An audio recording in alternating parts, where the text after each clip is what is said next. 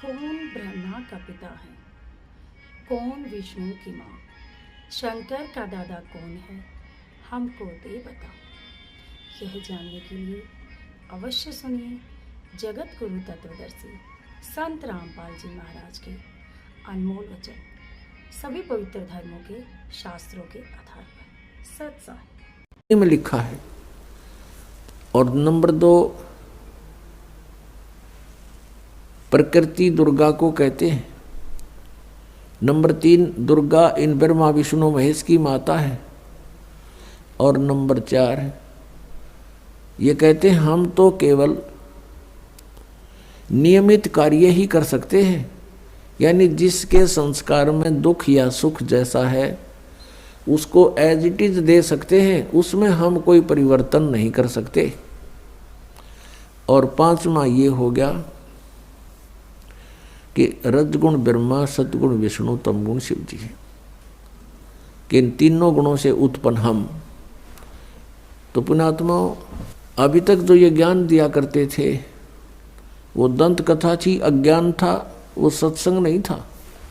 और आज तक पवित्र हिंदू धर्म के जो गुरु मार्गदर्शक माने जाते थे, ऋषि महर्षि मंडलेश्वर, वो अपने सदग्रंथों से भी परिचित नहीं थे।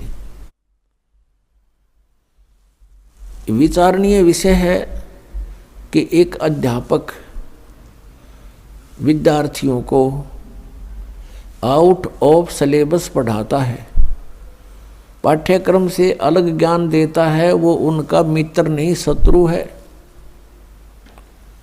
तो आज तक जितने भी हमारे पवित्र हिंदू धर्म के जो मार्गदर्शक थे वे टीचर कहलाते थे, लेकिन वो टीचर नहीं थे, वो महाअज्ञानी थे। उन्होंने अपने सदग्रंथों को अर्थात पाठ्यक्रम की पुस्तकों को भी नहीं ढंग से पढ़ा, नहीं समझा, एक लोक वेद बना के पूरे मानव समाज को भ्रमित कर दिया। श्रीमद् भगवत गीता लगभग 5500 वर्ष पूर्व श्री वेद व्यास जी द्वारा लिपिबद्ध की गई थी और श्री कृष्ण जी के शरीर में प्रवेश करके ब्रह्म ने, सरपुरुष ने अर्थात काल भगवान ने यह बोली थी। इस दास को परमात्मा कबीर देव जी ने दिव्य दृष्टि दी, यानी ज्ञान दृष्टि दी। उसके बाद इसका यथार्थ अनुवाद हुआ। इससे पूर्व, इस दास से पूर्व जितने भी आज तक अनुवाद करता है गीता जी के, उन्होंने अर्थों के अनर्थ कर डाले। उदाहरण के तौर पर 7वें अध्याय के 18वें श्लोक में गीता ज्ञानदाता कहता है कि अर्जुन, ये ज्ञानी आत्मा, जैसे गीता जी अध्याय नंबर 7 के श्लोक नंबर 12 से लेकर 15 तक तो तीनों गुणों रजगुण ब्रह्मा, सतगुण विष्णु, तमगुण शिव जी की स्थिति बताई है। और ये भी कहा है कि इन तक जिनकी बुद्धि सीमित है वो अन्य किसी की बात सुनने को तैयार नहीं, वो मेरी भक्ति भी नहीं करते।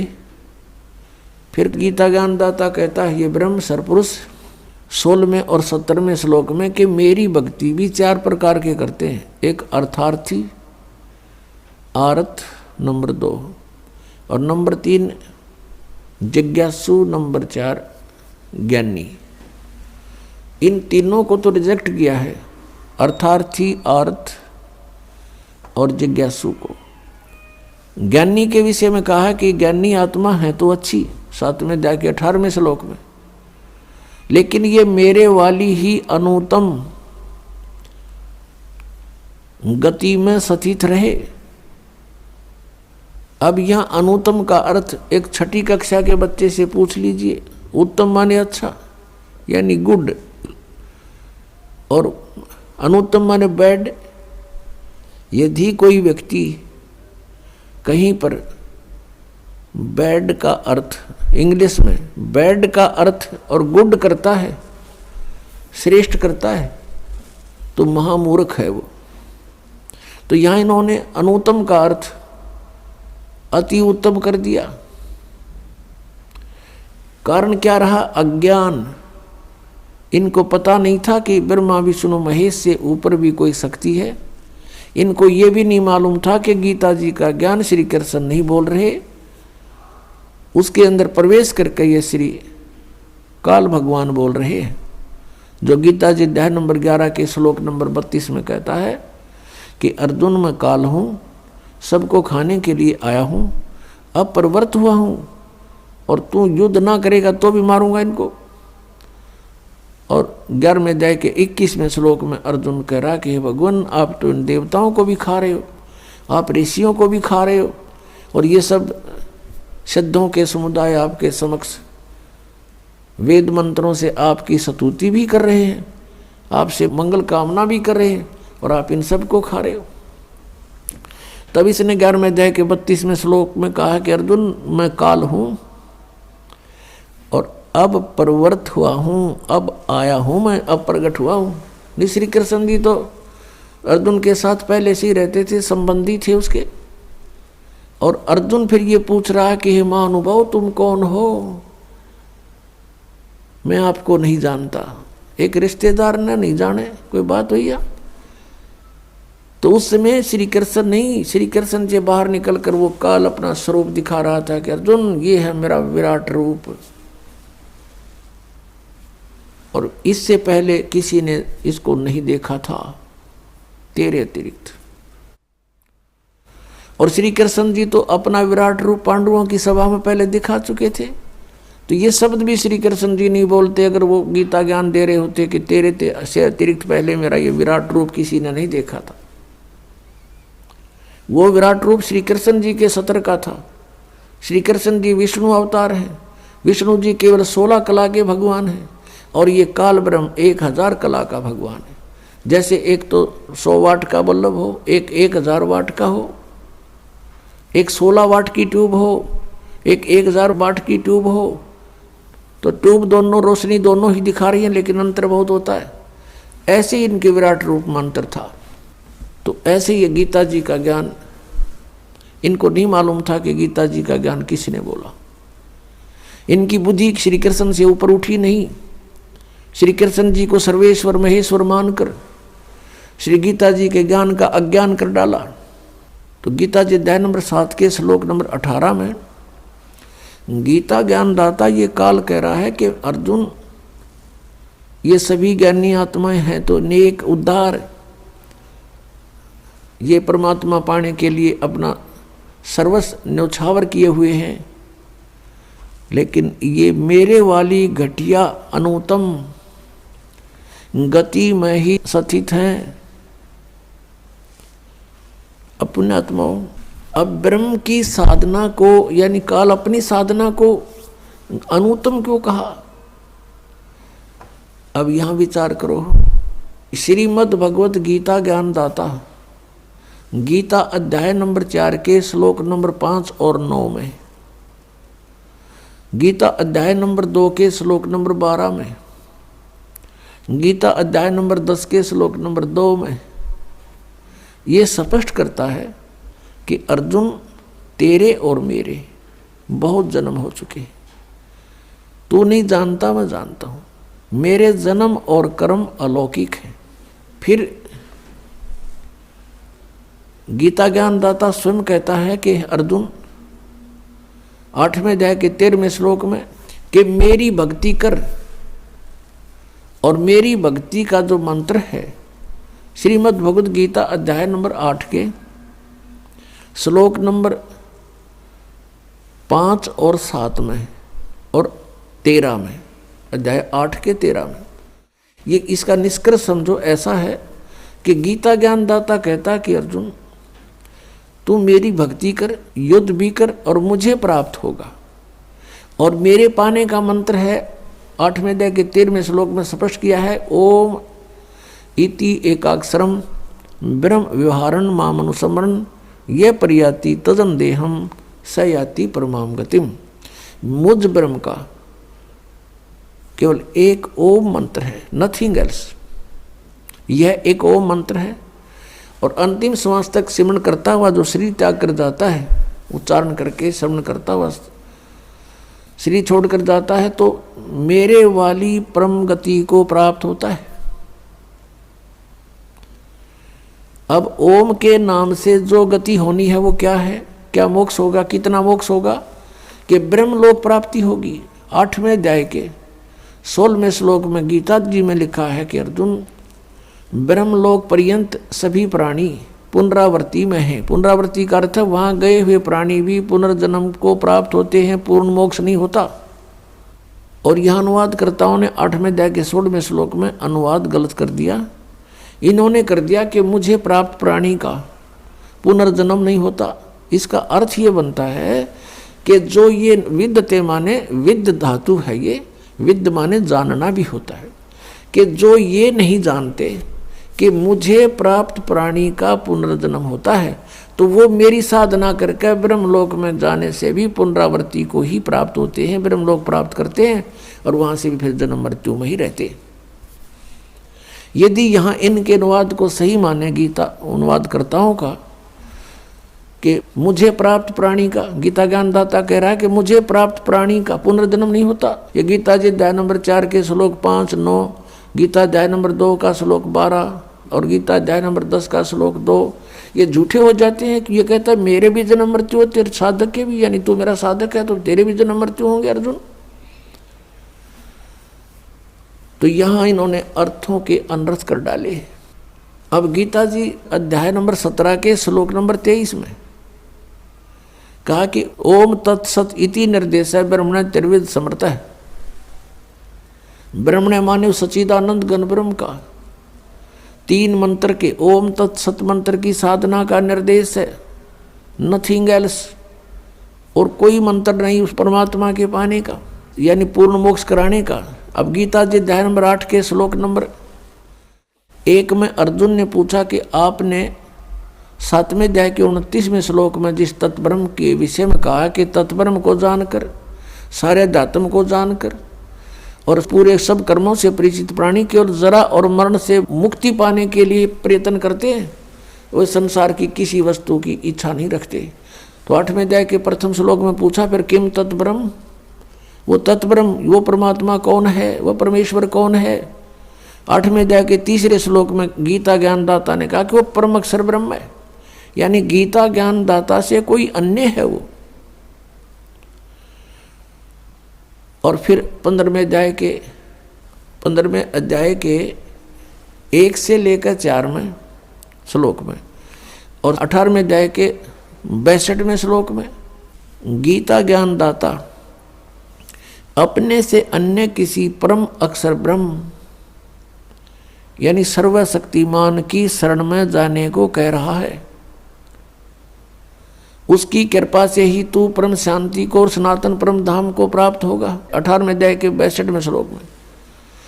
और गीता जी अध्याय नंबर 15 के श्लोक 1 से 4 का निष्कर्ष है कि उल्टा लटका हुआ संसार रूपी वृक्ष है और इसके सभी पार्ट्स को, सभी भागों को जो व्यक्ति जानता है, स वेदवित, वो वेद के तात्पर्य को जानने वाला है, अर्थात वो तत्वदर्शी संत है।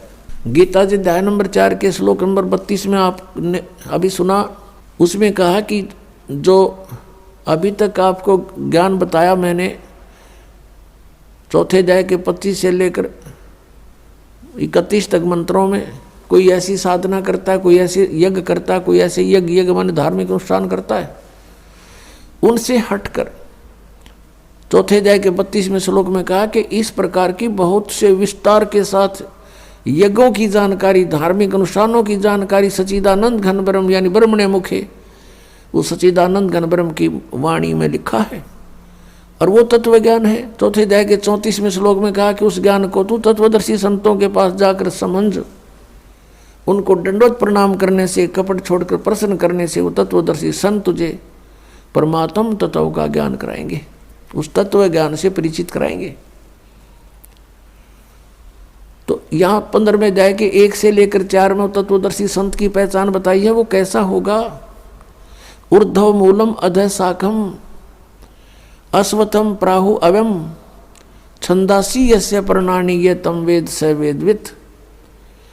ऊपर को जड़ वाला, नीचे को तीनों गुण रूपी शाखा वाला, ये एक अविनाशी पीपल का वृक्ष तुल जानो, इस संसार रूपी वृक्ष समझो।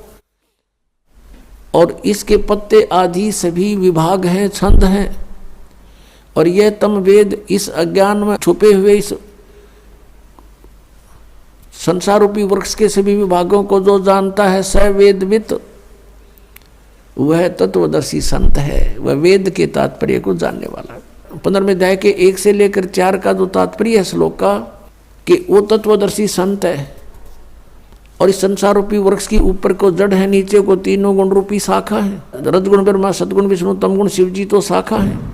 गीता ज्ञानदाता कहता है कि इसके बारे में तत्वदर्शी संत बताएंगे। उसने केवल इतना ही कहकर छोड़ दिया है। फिर कहा कि तत्वदर्शी संत की प्राप्ति के उपरांत परमेश्वर के उस परम पद की खोज करनी चाहिए। 15वें अध्याय के 4 श्लोक में परमेश्वर के उस परम पद की खोज करनी चाहिए, जहां जाने के बाद साधक फिर लौटकर कभी संसार में नहीं आते। ये है वो वास्तव परम गति, ये है वो पूर्ण मोक्ष जो परम अक्षर ब्रह्म दे सकता है। ये ब्रह्म नहीं दे सकता, ये काल नहीं दे सकता, गीता ज्ञानदाता नहीं दे सकता। और जब तक जन्म मृत्यु समाप्त नहीं होगी तो सुख शांति नहीं हो सकती। इसलिए गीता जी अध्याय नंबर 18 के श्लोक 62 में कहा कि अर्जुन तू सर्वभाव से उस परमेश्वर की शरण में जा, और उस परमेश्वर की कृपा से ही तू परम शांति को और शाश्वतम स्थानम यानी सनातन परम धाम को प्राप्त होगा।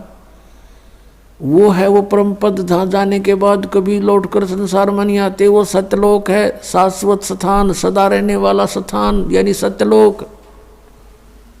हम फिर लौट कर आते हैं 7वें अध्याय के 18वें श्लोक पर। गीता जी अध्याय नंबर 8 के श्लोक नंबर अब 1 में अर्जुन ने पूछा कि किम तत्परम, उसका उत्तर दिया 3रे श्लोक में 8वें अध्याय के में कि वो परम अक्षर ब्रह्म है। 8वें अध्याय के 5 और 7 में तो गीता ज्ञानदाता कहता है मेरी भक्ति कर मुझे प्राप्त होगा, लेकिन युद्ध करना ही पड़ेगा। यानी यहाँ शांति नहीं, ओम से शांति कभी नहीं हो सकती। ओम के जाप से जन्म मृत्यु सदा रहेगी और कर्म ये युद्ध करना ही पड़ेगा। फिर 8वें अध्याय के 8, 9, 10 में ये स्पष्ट किया है कि 17वें अध्याय के 23वें श्लोक में तो वो मंत्र बताया जिससे भगवान सच्चिदानंद घन ब्रह्म मिलेगा, उसकी प्राप्ति होगी। और उसकी प्राप्ति के बाद फिर जन्म मृत्यु कभी नहीं होता, सनातन परम धाम प्राप्त होगा। तो यहां बताया कि उसकी भक्ति जो करता है, तत्वदर्शी संत की खोज करके, तत्वदर्शी संत से ये उपदेश प्राप्त करके, ओम तत्सत का, ओम तत्सत ये जाप नहीं है। ओम तो सीधा सरपुरुष का, ब्रह्म का, और तत् और सत ये सांकेतिक है। तत् है ये अक्षर पुरुष का और सत है ये परम अक्षर ब्रह्म का, परम अक्षर पुरुष का, जो 8वें अध्याय के 3रे श्लोक में जिसके विषय में जानकारी दी। श्रीमद् भगवद गीता अध्याय नंबर 15 के श्लोक नंबर 16 और 17 में 3 पुरुष हैं, सरपुरुष अक्षर पुरुष। 16वें श्लोक में कहा कि सरपुरुष और अक्षर पुरुष ये 2 प्रकार के प्रभु हैं, परमात्मा हैं। वास्तव में परमात्मा नहीं है, लेकिन इनको भी परमात्मा कहते हैं। ये इनके अंतर्गत जितने प्राणी हैं और इनके सभी के स्थूल शरीर यानी नाशवान है, ये भी नाशवान है, दोनों प्रभु यानी पुरुष, और इनके अंतर्गत जितने प्राणी वो भी नाशवान है। जीवात्मा तो किसी की भी नहीं मरती, वो तो गधे कुत्ते की भी ना मरती। अब 15वें अध्याय के 17वें श्लोक में फिर कंसेप्ट क्लियर कर दिया कि उत्तम पुरुष है तू अन्य। उत्तम पुरुष वो श्रेष्ठ परमात्मा, वो परम अक्षर ब्रह्म की तरफ संकेत है, जो संसार रूपी वृक्ष की मूल है, और उस मूल से सबको आहार प्राप्त होता है। पूरे संसार रूपी वृक्ष का उसी से पोषण होता है, वृद्धि को प्राप्त होता है। तो 15वें अध्याय के 17वें श्लोक में गीता ज्ञानदाता कह रहा है कि वो उत्तम पुरुष है तू अन्य, और परमात्मा इति उदाहरते, जिसको परमात्मा कहा जाता है। और वो उत्तम पुरुष श्रेष्ठ परमात्मा तो कोई और है 16वें श्लोक में वर्णित। इन दोनों सरपुरुष और अक्षर पुरुष से कोई और है। वो कौन है? वो परम अक्षर पुरुष है। परम अक्षर ब्रह्म कहो, परम अक्षर पुरुष कहो, उसको पूर्ण ब्रह्म कहो या उसको सत्य पुरुष कहो। सत्य माने अविनाशी, पुरुष माने प्रभु। और वही यह लोकचर्यम आविश्य विवर्ती, वही तीनों लोकों में प्रवेश करके सबका धारण पोषण करता है। अवय ईश्वर है, वो है वास्तव में अविनाशी परमेश्वर, वो है वास्तव में अविनाशी परमेश्वर। अब 8वें अध्याय के 8, 9, 10 श्लोक में स्पष्ट किया है कि अर्जुन जो उस परम अक्षर ब्रह्म की साधना करता है, जो 8वें अध्याय के 3रे श्लोक में गीता ज्ञानदाता जिसके विषय में बता रहा है, उसकी जो भक्ति करता है उस मंत्र से, जो तत्वदर्शी संत से प्राप्त करके, वो फिर उसी को प्राप्त होता है, उसको प्राप्त होता है। तो वो अविनाशी परमात्मा है, वो तो सतलोक में रहता है, सनातन परम धाम में रहता है। तो इस प्रकार जीव का मोक्ष होता है। अब हमारी पवित्र श्रीमद् भगवत गीता ये ज्ञान दे रहा है, और गीता ज्ञानदाता अपनी साधना को अनुत्तम बता रहा है। और ये अज्ञान आधार से अनुवाद करता हमारे गुरु, पूर्व के गुरु जो थे अज्ञानी, इन्होंने अनुत्तम का अर्थ ही अति उत्तम कर डाला 7वें अध्याय के 18वें श्लोक में और 7वें अध्याय के 24वें श्लोक में। इन अनर्थ कर डाले। 18वें अध्याय के 66वें श्लोक में गीता ज्ञानदाता कहता है कि सर्वधर्मान परित्यज माम, मेरे सतर की जितनी भी धार्मिक क्रियाएं हैं, अनुष्ठान हैं, वो मुझ में त्याग दे, यानी मुझे सौंप दे। जैसे ओम तत् सत में 3 मंत्र है। ओम तत् ये सांकेतिक है, सत भी सांकेतिक है। ओम तो ब्रह्म का है। कहते मेरे सतर की जितनी पूजाएं तूने की हैं वो मुझे दे दे, और उसके पश्चात उस परमेश्वर की एकम शरणम व्रज, एकम जिसके बराबर दूसरा ना हो, अद्वितीय सर्वशक्तिमान यानी परम अक्षर ब्रह्म, उसकी शरण में व्रज माने जाना होता है। इन अज्ञानियों ने सब ने व्रज माने आना कर रखे, आ जा मेरी शरण में आ जा। फिर ये गीता ज्ञानदाता कहता है कि अहम तवा सर्व पापेभ्यो मोक्षामि मा शुच, फिर मैं तुझे सब पापों से मुक्त कर दूंगा, तू चिंता ना कर। हम क्या करते रहे, जैसे तत्व ज्ञान के अभाव से परम संत मिले नहीं, ओम नाम का जाप, और गीता जी अध्याय नंबर 3 के श्लोक नंबर 10 से लेकर 15 में जो अनुष्ठानों की जानकारी दी है, यज्ञों की, वो 5 यज्ञ करते रहे, ओम नाम का जाप करते रहे, और इसके प्रतिफल को हम ब्रह्मलोक प्राप्त करके वहाँ भोगते रहे। और ब्रह्मलोक में जाने के बाद फिर हम वापस जन्म मृत्यु में रहे, हमारे ऊपर ये दंड बना रहा, और पाप के आधार से हम नरक भी जाते रहे। अब जब हमें परम अक्षर ब्रह्म मिल जाते हैं, उस सतनाम के जाप से, 2 अक्षर के सतनाम के जाप से हमारे पाप नाश हो जाते हैं। और हम क्या करते रहे, पुण्य तो हम स्वर्ग में खाते, और पापों को भोगने के लिए इसने नरक बना रखा, उस नरक में हम भोगते, दुख पाते, दंड पाते, और फिर 84 लाख योनियों के कष्ट भी भोगने पड़ते। यहाँ का ऐसा विधान है। तो ये क्या कहता है कि जब तू उसकी शरण में चला जाएगा तो मेरे सतर का जो हम क्या जो अपना पुण्य था वो बर्बाद कर देते थे, उस पुण्यों को हम इसको दे देंगे। हम इसके ऋणी हैं। कैसे ऋणी हैं कि इस काल भगवान ने 70 युग तपस्या करके और 64 युग एक, तब इसने ये 21 ब्रह्मांड प्राप्त किए थे परम अक्षर ब्रह्म से, इस सरपुरुष ने, सरब्रह्म ने। और ये आप देख रहे हैं पृथ्वी कैसे घूम रही है, ये स्वयं भी घूम रही है ऐसे, और ये ऐसे भी घूम रही है। हम इसमें अपनी गलती से, अपनी मर्जी इसके साथ बैठकर आगे इसके विमान में, यहाँ आगे हम 16 शंख कोश की दूरी पर। अब यहाँ आने के बाद इसने हमारा दुरुपयोग किया। हम जो पूंजी लेकर आए थे, हम बड़े सेठ साहूकार के पुत्र थे, परम अक्षर ब्रह्म के पुत्र पुत्री थी, और हम बहुत धनी थे। हम अपनी पूरा पूंजी लेकर साथ आए थे। उस पूंजी को इसने टैक्स लगाया हमारे ऊपर। ऊपर स्वर्ग रखे, जैसे महास्वर्ग बना रखा ऊपर, उसमें रखे, और वहाँ के चार्जेज रख दिए, इतने चार्ज होंगे प्रतिदिन के। तो ये उससे अपना काम चला रहा है। अब जैसे इस पृथ्वी पर हम आए, ये पृथ्वी घूम रही है विमान की तरह, तो इसका जो चार्ज इसने रख रखा है वो चार्ज हमसे लेता है। अपने आत्माओं जैसे एक बार ये दास यहाँ से दिल्ली से पुणे गया था जहाज में, एयरप्लेन में, तो वहाँ से वहाँ तक का किराया लगभग 6,000 रुपये था और उसके अंदर ही सारा चाय पानी खाना सारी व्यवस्था करते हैं। और वो 1.25 घंटे लगे वहाँ से दिल्ली से लेकर पुणे तक के, 1.25 घंटों के उसने 6,000 रुपये चार्ज किए। और हम बैठे इसके विमान में किराया कितने दिन तक, तो ये कहता मेरा किराया दे मुझे, जब छोड़ूं तुझे, हम फिर इसका किराया दे देंगे इसको। अब फिर हम इसके जो पूंजी को बर्बाद करते थे वो ना करके इसका जितना चार्ज है इस भक्ति का, इसके 70 की भक्ति का, इसको दे देंगे। फिर ये हमें गधे कुत्ते सुअर नहीं बनाएगा या बांध कर नहीं रखेगा। इसलिए 18वें अध्याय के 66वें श्लोक में ये गीता ज्ञानदाता सरपुरुष है, श्री कृष्ण में बोल रहा है, ये ब्रह्म है, ये काल है, 21 ब्रह्मांड का स्वामी है, हम इसके लोक में यहाँ रह रहे हैं।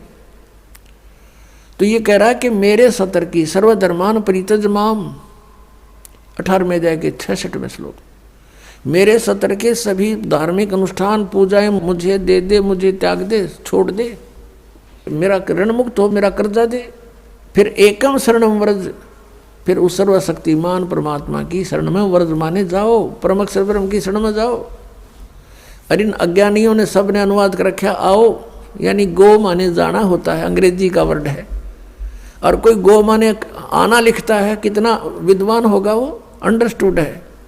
और इन अज्ञानियों ने ऐसा कर रखा, आज तक हम आंखें बंद करके इनको महाविद्वान मानकर इनकी सब अज्ञान और ज्ञान को हम स्वीकार करते रहे, सत्य मानते रहे। इन्होंने हमें डबो डाला। अब श्रीमद् भगवत गीता में श्री कृष्ण जी का कोई रोल नहीं है, ये पूरा रोल काल का है। काल ये सरपुरुष है, किस ब्रह्मांड का स्वामी है।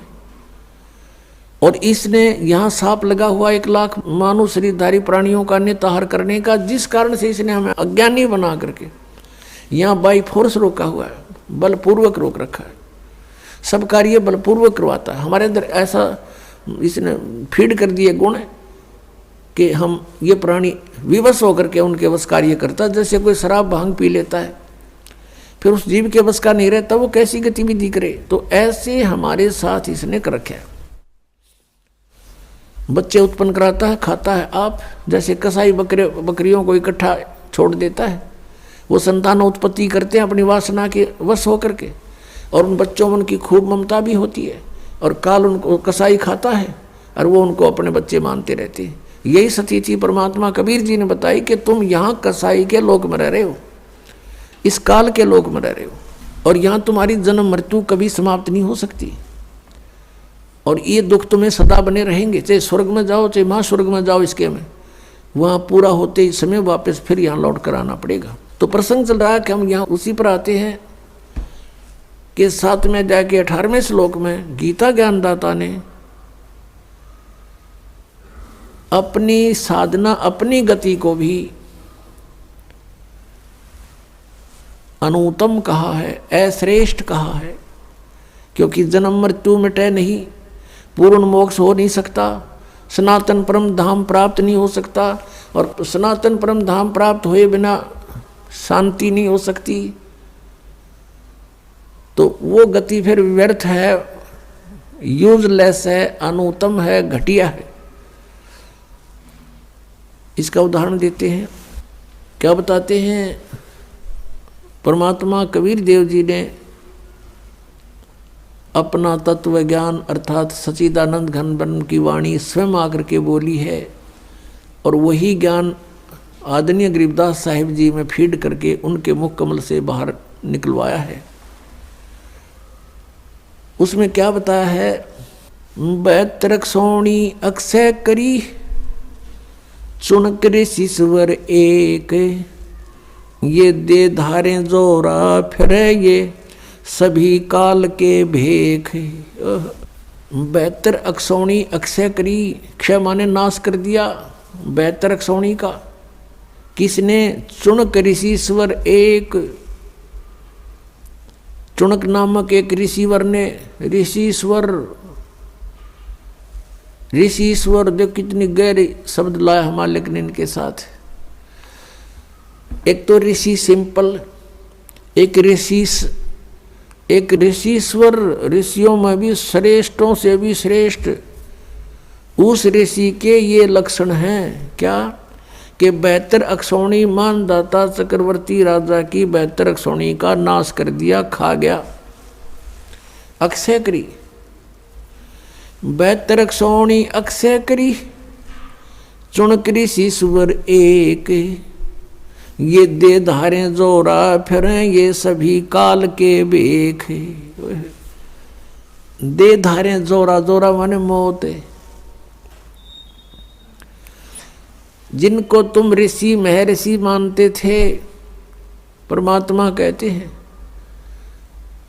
और जो ब्रह्म तक के पुजारी थे, ईश्वर पुरुष के पुजारी थे, ओम नाम का जाप करते थे, वेदों अनुसार वो कहते हम साधना करते हैं, वो काल तक के पुजारी हैं, ब्रह्म तक के पुजारी हैं, काल के भेख हैं, यानी काल के उपासक हैं। भेख होता है उपासक समूह, उसमें से ये एक हैं। कहते हैं या दे धारे जोरा फिरे, तुम ऋषि समझो, ये तो एटम बम फिरे हैं शरीरदारी, ये मौत फिरे चलती फिरती, जरा सा कोई कह दे उसमें फूक दे, ऐसी सिद्धियों से युक्त है ये, और तुम ऋषि मैं ऋषि मानते हो उनको। तो यहाँ बताए हैं कि इस काल के पुजारी, इसलिए ये अनुत्तम है ये साधना कि 72 अक्षौणी अक्षय करी, चुनक ऋषि ईश्वर एक, और ये दे धारे जोरा फिरे, तुम ऋषि को हो, ये तब मौत आंड है या मौत भटक रही है, तुम्हें जरा सा छेड़ दिया, इसके प्रतिकूल कार्य थोड़ा सा भी कर दिया, वचन से ही तुम्हें भस्म कर दे। और ये सभी काल के भेख हैं। दुर्वासा को पेतहा समझ न आई नीच, 56 करोड़ यादव कटे मची रुधिर की कीचे। परमात्मा बता रहे हैं कि दुर्वासा को पे तहाँ और समझ न आई नीच। देखा हम तो दुर्वासा जैसा न महर्षि तोब माने थे, और परमात्मा इनको नीच कहता है। यदि ऐसे नीच थे, कैसे थे कि 56 करोड़ यादव कटे और मची रुधिर की कीच। कीच माने गारा, कीचड़े। ओए होए, ये दे धारे जोरा फिरे सभी काल के भेख है। अब एक समय अभी दोनों उदाहरण सुनाते हैं आपको। अब ये जैसे चुनक ऋषि थे, अब ये ज्ञानी आत्मा थी। अब फिर आते हैं हम 7वें अध्याय के 16 और 17 और 18 पर। इसमें लिखा है कि 4 प्रकार के साधक मेरी साधना करते हैं। ब्रह्म कह रहा है, गीता ज्ञानदाता सरपुरुष श्री कृष्ण में प्रवेश करके बोल रहा है। कह रहा है कि मेरी साधना नहीं, ब्रह्म साधना भी 4 प्रकार की करते हैं। नंबर 1 आर्थ, अर्थार्थी और जिज्ञासु और ज्ञानी। आर्थ तो होते हैं जो संकट निवारण के लिए वेद मंत्रों के द्वारा ही कोई अनुष्ठान करते हैं। अर्थार्थी वो होते हैं जो धन लाभ के लिए, अपने व्यवसाय में बढ़ोतरी के लिए, वृद्धि के लिए वेद मंत्रों से ही कुछ जंतर मंत्र करते हैं वो, और किसी और अन्य किसी ग्रंथ से कोई सहयोग नहीं लेते। और तीसरे जिज्ञासु, जैसे ये जो न परमात्मा की चाहने वाली आत्माएं घर से बाहर निकली, भद्र पुरुष और संतों को मिले, ऋषि महर्षियों से मिले, उनसे ज्ञान प्राप्त करके और स्वयं ही वक्ता बन गए, परमात्मा पाने की चेष्टा नहीं करी। उन जिज्ञासुओं ने ज्ञान ग्रहण करने की इच्छा में जीवन व्यर्थ कर दिया और वक्ता बनकर सुनाने लग गए। ये भी तीनों व्यर्थ बताए हैं। और चौथा ज्ञानी, ये चौथी प्रकार का जो ज्ञानी है, इसके विषय में कहा कि ये मुझे पसंद है और इसको मैं पसंद हूँ, इसको मैं अच्छा लगता हूं और ये मुझे अच्छा लगता है। कौन कहता है? गीता ज्ञानदाता। अब गीता ज्ञानदाता इसको अच्छा क्यों बताती है? क्योंकि 7वें अध्याय के 12 से लेकर 15 में तीनों गुणों रजगुण ब्रह्मा सतगुण विष्णु तमगुण शिव जी की साधना करने वाले संत रामपाल जी महाराज से जुड़े रहने के लिए God is one, Kabir is God channel को सब्सक्राइब करें। सत साहिब, सत साहिब।